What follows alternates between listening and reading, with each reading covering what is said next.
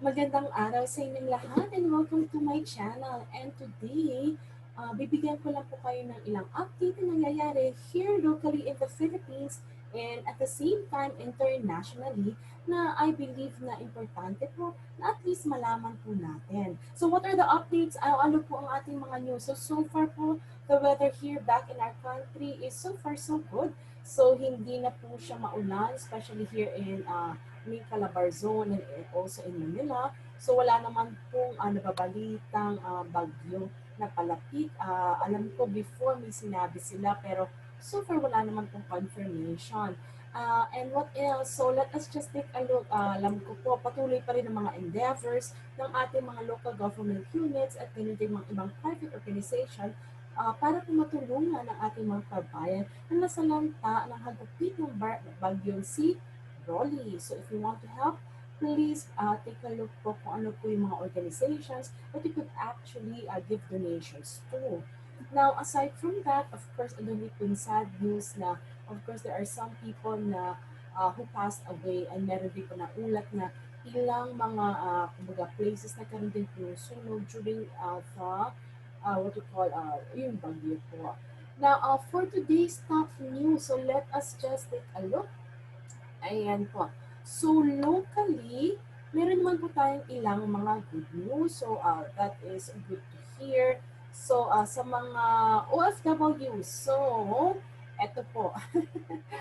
They just had shared this. So, sa mga displaced OFW because of pandemic crisis, so patuloy pa rin po hinahangad at sinisikap na mabigyan ang mga OFWs who were displaced because of pandemic to get 10,000 in aid. So, yung mga nakakuha na po katulad ko when we arrived, like a few months ago, so hindi po to para sa atin. Ito po yung mga newly displaced OFWs na parating pa lang po ng Pilipinas para po sa ating mga kumaga na displaced or what you call that repatriated for the past few months ay wala pa pong balita kung merong extra what we call cash assistance. Pero sa ngayon, yung mga pauwi at kung apektado kayo ng pandemic crisis, ito pong balita ay para sa inyo. So, this was just, again, ito po ngayong November 5. So, they have actually mentioned in inquirer.net, written by Donna Pazibugan. Sabi po nila dito, repatriated overseas Filipino workers who were displaced by the new coronavirus pandemic will each receive 10,000 pesos or $200 in government assistance upon their arrival in Manila. Now, pero ibig sabihin po nito, you will have to apply po. So, please, you can take a look also at kumbaga po yung video that I prepared, a video guide also from my channel. So, if you want to know how to. Now, Labor Secretary Sylvester Rebello III gave the order on Wednesday even as he acknowledged bureaucratic delays in handing out the cash aid to OFW since the start of the lockdown nearly 8 months ago. So, sa mga OFWs who already arrived here in the Philippines at hindi niyo pa po na re-receive o natatanggap, acknowledge naman po nila merong bureaucratic delay sa pag-release po ng what we call ayuda o yung cash assistance. So, discuss ko po later. Let me just read the rest of the information kung ano po yung kailangan yung gawin. So, a total of 237,363 OFWs have been repatriated since the COVID-19 outbreak, according to the Department of Foreign Affairs. In October alone, it is said that 37,095 were brought home. The DFA said it expected more than 107,000 Filipinos to be flown to Manila by the year end. So, quite a lot on a big number pa rin po. Now, OFW applications. Currently, repatriated OFWs have to apply for the cash assistance and wait for their applications to be processed and approved. Why do we have to wait for the OFWs to apply? We know that they were displaced because of COVID-19 and therefore they deserve the financial assistance, Bella said in the online news briefing. Now, once they arrive, the financial assistance given by the president for them should be ready. When they arrive at the airport, give them the assistance. Let us not wait for them to apply since we know they are OFWs, he said.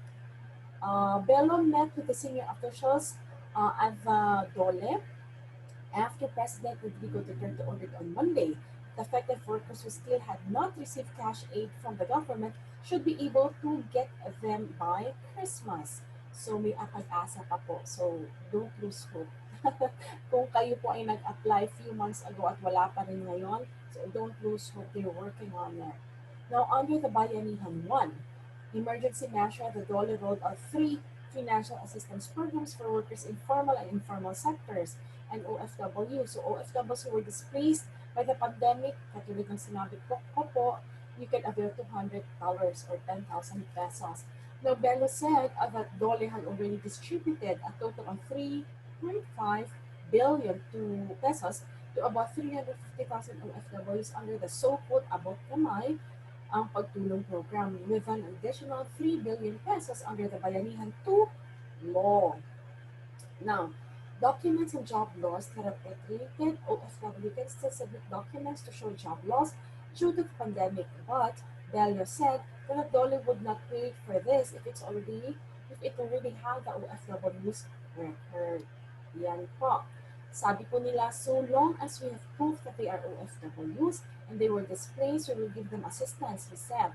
The total number of repatriated Filipino workers said 27,326 or 32.58% were sea-based, while 160,037 or 67.42% were land-based, the DFA said. So, meron pa pong ilang information pero doon na lang po natin i-cut yung basahin kasi kumbaga po, let us take a look po yung pinaka-messages. So, good news sa mga repatriated Filipinos or OFWs na pauwi pa lang ng ating bayan. So, you will definitely get yung sinasabi nilang ayuda. And for those who did not get it, wait lang po tayo. Sabi po nila ay at least they're working out mga around before Christmas po. So hoping that you will receive it beforehand. Medyo matagal po ako rin, inabot almost 3 months since sa akin po. So I applied end of June and then I received it end of September. Pero at least na-receive pa rin po. Medyo nawawalan na rin po ako ng pag-asa. Sa ang tagal. Pero po basta kompleto naman yung dokumento, follow up lang po kayo sa OWA, regional office ninyo kung sakaling hindi kayo naka-receive ng confirmation email. Kasi dapat may confirmation email yung kaya kung wala, follow up lang po kayo para sure na na-receive po nila yung inyong application rather. And then, para naman po sa uuwi, well, kung yung sinasabi ng report na ito ay agad-agaran na nila or mas mapapadaliin nila yung pagbibigay ng ayuda sa inyo, well and good. I hope that is true. Kasi at least that will be in time before the Christmas. Kasi po kami inabot talaga ng siyam-siyam. Well, ang maganda naman po, at least they're honest enough to admit na merong bureaucratic delay rather than denying it. Kasi talaga naman pong matagal. Marami rin po sa aking mga subscribers, marami sa inyo ang nagtatanong dito sa YouTube, ganun din po sa FB. Yan, tinatanong nila, ma'am, kailan pa po namin matatanggap, ganitong buwan namin in-apply. Ang tanging mapapayo ko lang po is just be patient and sabi ko nga po, just follow up and confirm na kumbaga na-accept yung kanyang application because yun ang importante. At least alam mo na may hinihintay ka.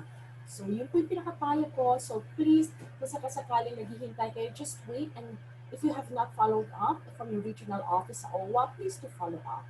And for those who are parating, tingnan natin, pakinggan natin kung meron silang other ways on how to apply. But for the meantime, yun lang po muna yung video kaya aking pinipare. Yun po yung makakatulong po sa inyo.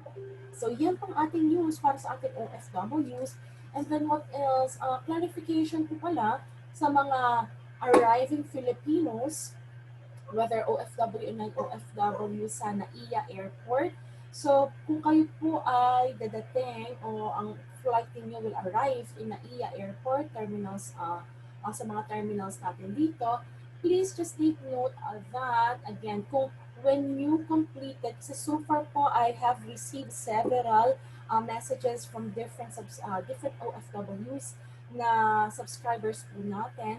Ang sabi po nila is kapag nag-fill up sila ng ECIF, ay parang at the end, ina-ask sila for payment. So again po, for OFWs, no need to pay po when you complete the ECIF because you will not be paying kasi sagot po ng OWA.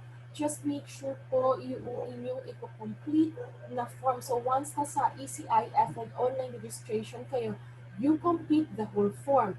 Huwag na po kayo mag-click kasi po nilagyan nila ngayon on top ng pinaka-ECIF form, mga different links. Pero yun po, in addition po, do sa mga non-OFWs naman po ito na magbubook ng kanilang swab test kung ang pipiliin po nila ay Red Cross as a swab test provider. Kasi po, they do have a choice sa mga non-OFWs whether to use the private labs or nag-offer na ngayon ang Red Cross. Dati po kasi, private laboratories lang. Pero since medyo maraming reklamo na nga rin po before dun sa may mga concerns regarding one-stop shop si Senator or Chief po ng Philippine Red Cross, he decided to offer them po yung service ng Red Cross even to private what individuals or what we call the non-OFWs. That's why recently nitong October towards the end po, they offered their service to the private individuals or mga non-OFWs. So, medyo nakaka-confuse po yung form for others. Pero po, ang gawin po nila, just make sure kapag po tinype nyo yung ECIF online registration form at makikita nyo po yung pinaka-website ng register. So, yung dun po sa pinaka-form, just complete the form. Yung pinakataas po doon sa after the title, may mga links po doon. Yun po ay para sa non-OFW for their booking appointment po. Yan, may mga booking at for payment options. Hindi po para sa mga non-OFW. So, yun lang po. Just in case na-encounter nyo, disregard nyo po yung payment and just make sure na na-receive nyo yung QR code at kumbaga po, yung payment options, yung disregard it because for OFWs, you don't need to pay. And for non-OFWs, you do have to pay. However, again, it is your choice, okay? Whether you want to choose Red Cross or you want to choose the private laboratories. As of now, the price that Red Cross is offering is at 4,000. Doon naman po sa one-stop shop ng mga private labs, it's also 4,000. Although, again, I'm not sure if it's still existing, but few days ago from the Philippine Coast Guard kumaga poster or posting sa FB page, merong nakalagay na 4,500 na cost ng sa private lab na swab test and it will take at least 12 hours or a bit more. Again, just double check. But please, if it's a very high price na binibigay sa inyo, huwag niyo pong hayaan na kumbaga po Uh, yung iba po kasi, according again, dun sa news interview ni Senator Gordon, na merong ilan na nakakalungkot, may nagsamantala sa ibang non-OFWs po natin na para po makabilis ang swab test ay singin na napakataas po na halaga. At medyo binago po nila yon. Actually, before October 24, may mga posts na kung may umaabot na 7,000, meron pang 10,000, you can get it like 12 hours or less po. But now, October 24 onwards, they changed it. Kaya po, yon. So, ngayon ang nakalagay na lang nila is nasa 4,000 or 4,500. So, non-OFWs, again, it is your choice whether you want to avail from the one-stop shop that they have in the terminals, yung 4,000 for private labs, or yung sa Red Cross na 4,000. Now, ECIF, ganito naman po. ECIF po, yung naguguluhan din yung iba, katulad yung nabanggit ko sa isang post ko na kapag ang inyong, PAL ang inyong flight, so they have their own ECIF. Kapag sa Cebu po, Mactan International Airport, they also have their own ECIF that you have to complete. And since yung ibang airlines, they don't have their own ECIF, then that's the time you will be asked to complete the Red Cross ECIF form. However, it doesn't necessarily or automatically mean you will have to have your swab test with Red Cross. So, you will have the choice pa rin po if you want to kumaga magpa-swab test sa private labs. But then again, because the ECIF, electronic investigation, case investigation form is used not only for swab testing, which is isa lang yung sa function, but even immigration uses that, and reference ng OWA, LMS, and DOT or Department of Transportation para po sa ating mga OFW, non-OFWs, then kumbaga po, okay lang na i-complete nyo rin po yung ECIF provided po, ha?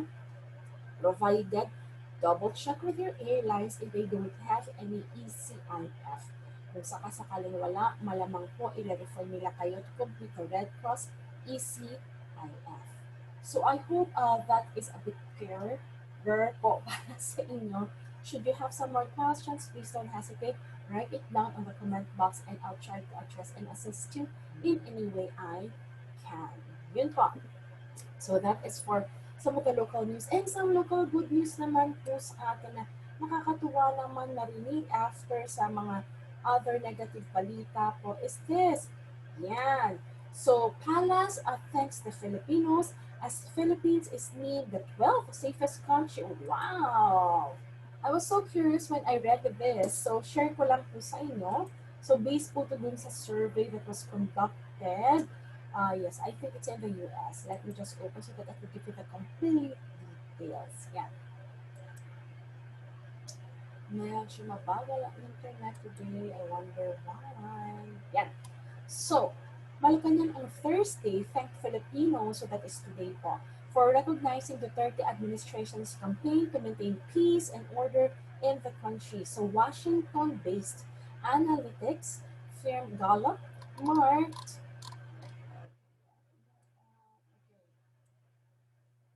Okay, so again, Washington-based analytics firm Gallup ranked the Philippines as the 12th safest country among the 144 countries surveyed in 2019. It was tied with Australia, New Zealand, Poland, and Serbia. Ayan, ano pa bang sinasabi dito?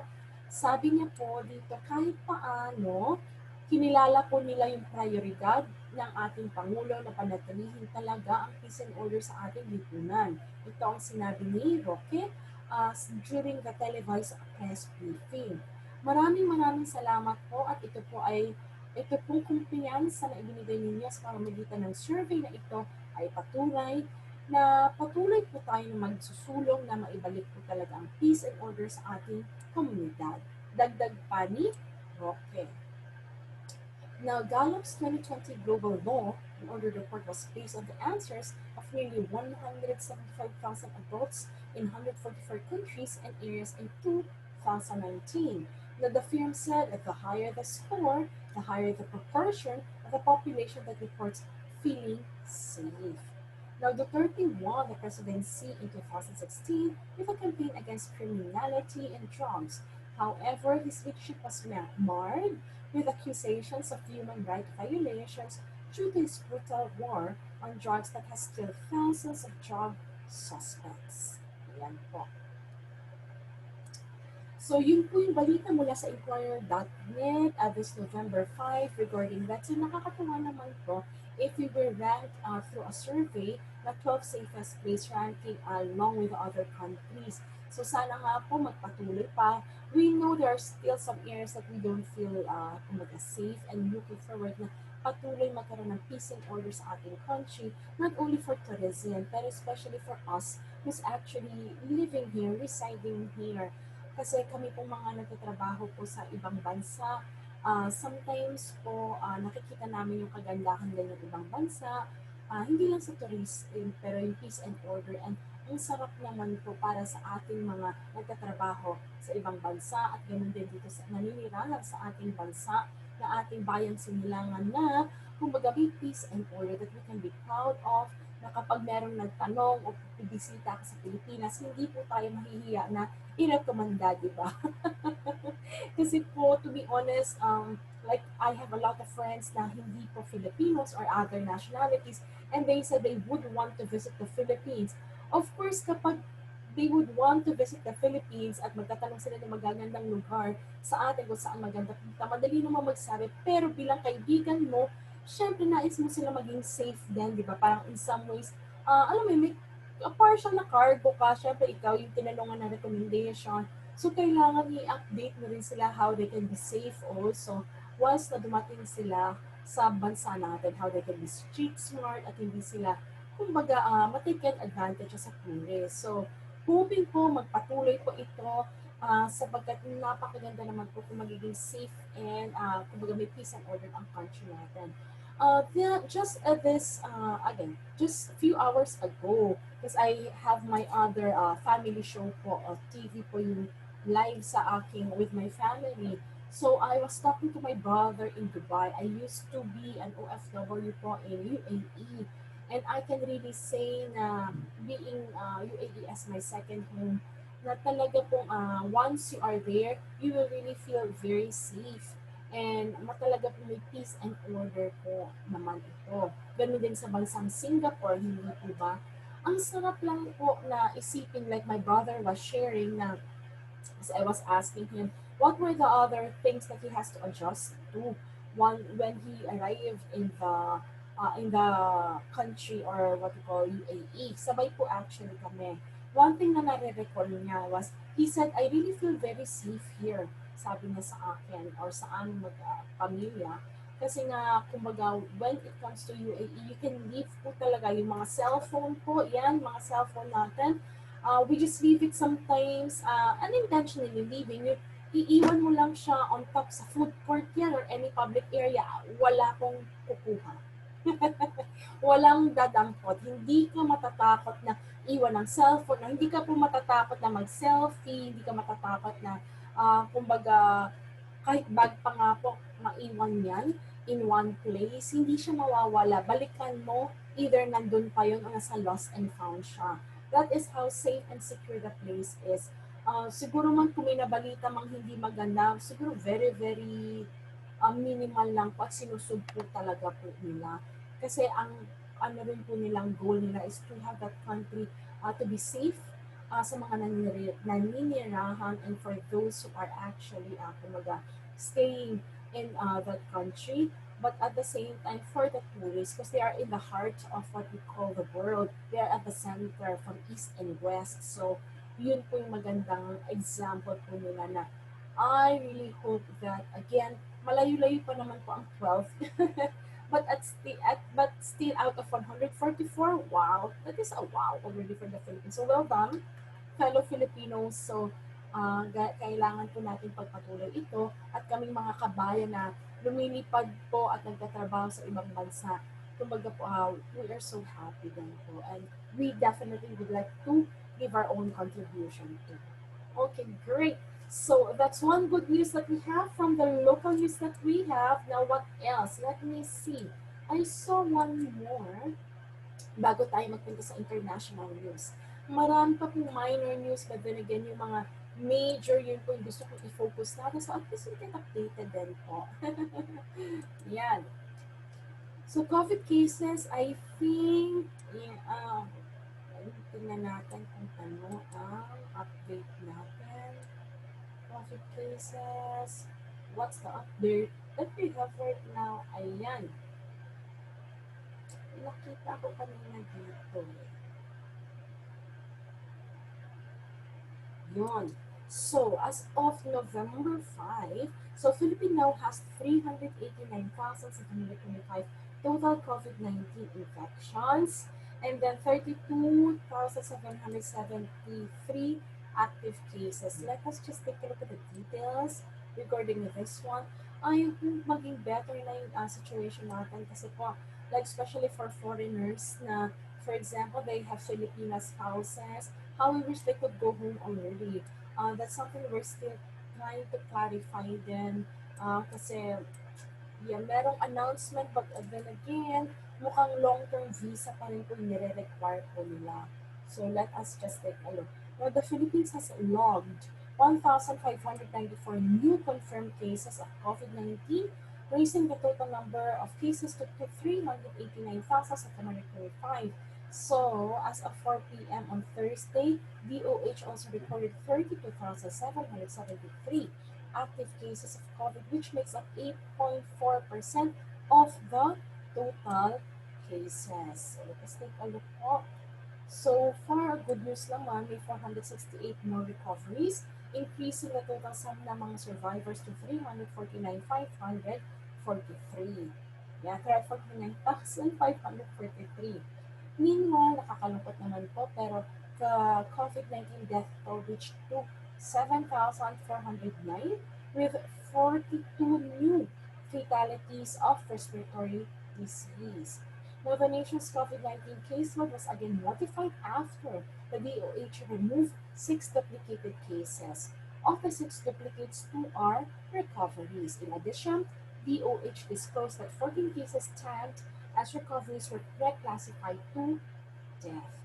Now, DOH also revealed that 10 molecular labs failed to submit their tally to DOH COVID-19 data repository system on Wednesday, November 4. So far, yun po yung ating update regarding that. Sa akin lang po, I hope we can continuously flatten the curve because again, hoping we can open not only to tourism but again, just like what I've said for those Filipinos na hindi na po nag-dual citizen, for example, and they have the foreign passport. I know they want to go home here, but they can't because if the travel restriction is still on, then only those with long-term visa could go home, yun pong challenge. And some foreign spouses that they do have their Filipino either wife or husband here and they're working overseas and they want to go home, especially this Christmas, it will be a challenge that they can't, right?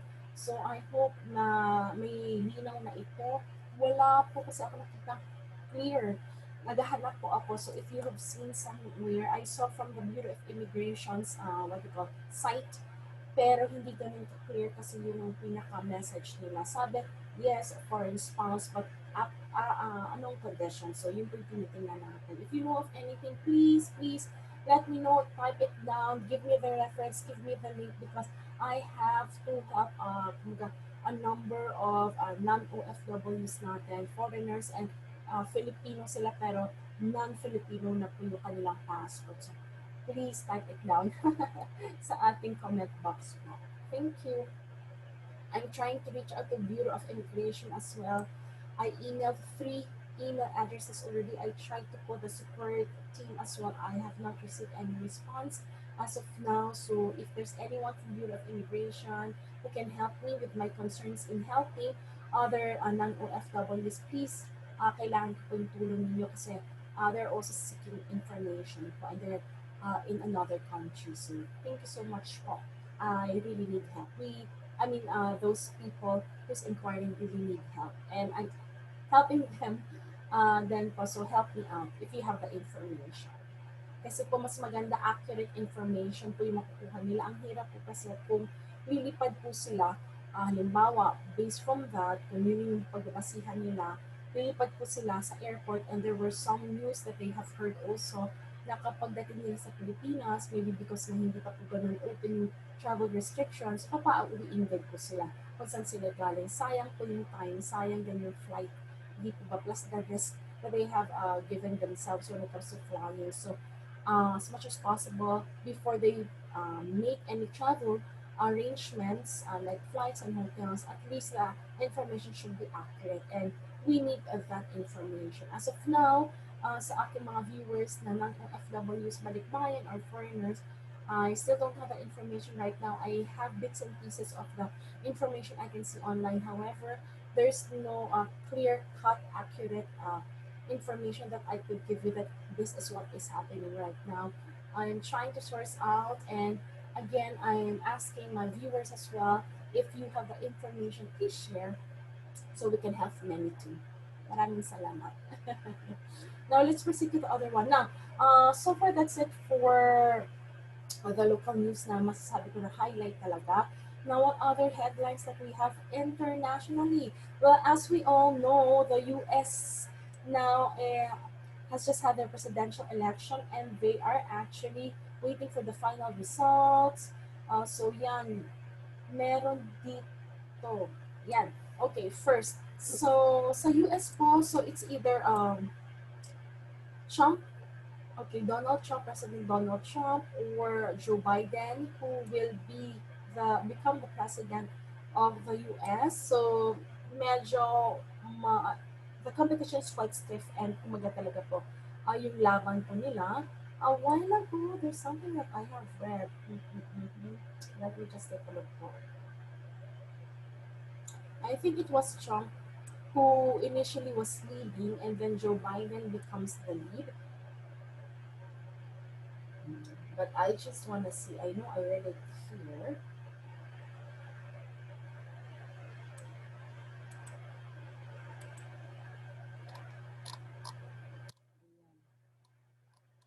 Nahanap ko lang po. Medyo in-update na po siguro nila kasi kanina binabasa ko yung before ako mag-live. And then ngayon hindi ko makita. Siguro nag-refresh na ito. Ayan. Meron akong hinahanap.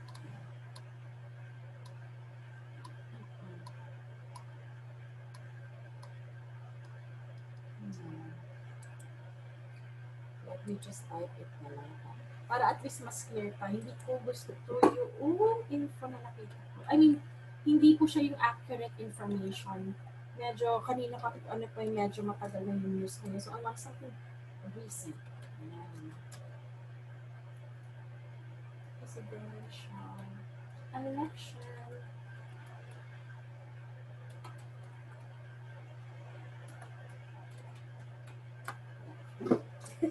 Lalo yung keyboard ko.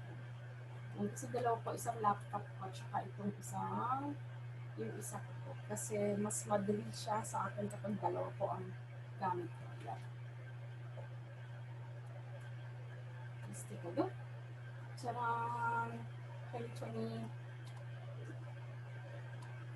Okay, so yung latest po, again, it's still not final. We are still waiting. So sabi po dito, as of, yan, 2020 US election results updated just now po, Joe Biden 264 and Donald Trump so 214, 272 win. So it seems like from what I'm seeing right now, so it's Joe Biden who's leading and Donald Trump again is behind. It's a very close fight po. It's a very kumbaga yung competition is quite kumbaga malapit lang po, mahigpit po talaga. Yan, so Joe Biden, ang vote niya is 50.4%. So with a vote count of 72,308,434, while the electoral votes of Donald Trump is 214, and then vote is 48%, 68,801, 672. So, yan. So, different states siya. Hindi ko na po ibibigay yung details because I know you might have seen it, but that's the glimpse or pinakasummary po natin. So, ang kabayanan po natin, there are still few states that they still have to count the votes. So, let's see who will win the US election. Now, on that note, I also watched some interviews at ganun din po nakalagay din sa iba't ibang mga online newspapers natin na online news. Sabi nila, Global Nation, Philippines can work with any US president, says the palace, which is good because may mga katanungan, ano na mangyayari kung sakaling iba na ang president? If it's not President Donald Trump, so how will Philippines work with the US? So the response of the palace is this. They said the Philippines can work with any US president, and then let's take a look at the details. And then it's good to hear din naman kasi that's really what we need, right? So Malacanang reiterated Thursday its neutrality in the ongoing U.S. presidential election, saying that the Philippines can work with any U.S. president as the country shares a long-standing close friendship with its former colonizer. U.S. President Donald Trump and former Vice President Joe Biden were in a close race to win the seat in the White House. As of right time, Biden is leading the count with 264 electoral votes against Trump's 214. So same po nung binasa ko kanina. Now the candidate to hit 270 votes actually wins at the polls. So napakalapit na po pala ni Joe Biden. So kung maka-reach yung 270, panalo na daw po. So let's see by tomorrow. Ito po yung sabi ng Palace. Kahit sino po ang manalo, wala pong problema ang ating presidente. Sinabi ng presidential spokesperson na si Harry Roque, said in a televised press briefing.